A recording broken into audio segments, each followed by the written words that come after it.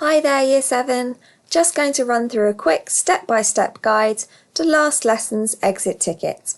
The first question I asked you was, what is the value of 24 divided by a half? The first thing I'm going to do is I'm going to write 24 as 24 over 1. As we know, 24 and 24 over 1 mean exactly the same thing.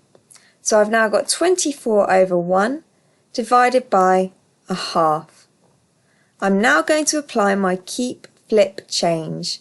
So I keep this first fraction the same. It's 24 over 1. I flip my second fraction over, so the 2 goes on the top and the 1 goes on the bottom, and I change the sign to a multiply.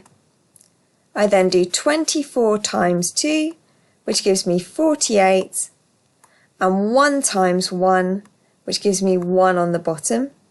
48 over 1 is exactly the same as A, 48. So that was your first answer.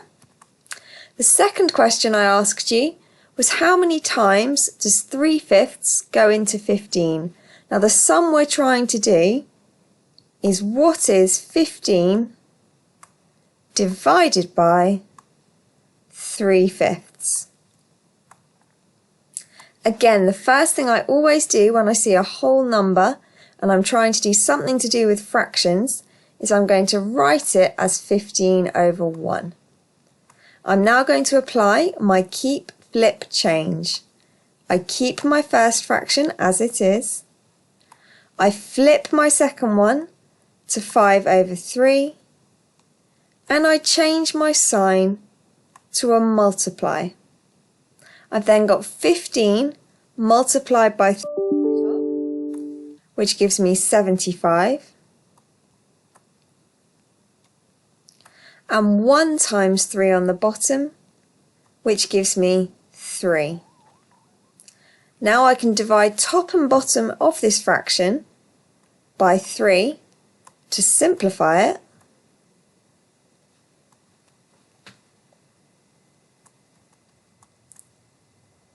Which gives me 25 on the top and 1 on the bottom. So the correct answer was D, 25. And finally, I asked you to work out what's 5 divided by 2/3. Again, we're going to apply our keep, flip, change. Keep the first fraction, flip the second one, change the sign, 15 on the top as I've got 5 times 3, and 1 times 2 gave me 2 on the bottom, so the correct answer was A, 15 over 2. Thanks for listening, Year 7. Goodbye.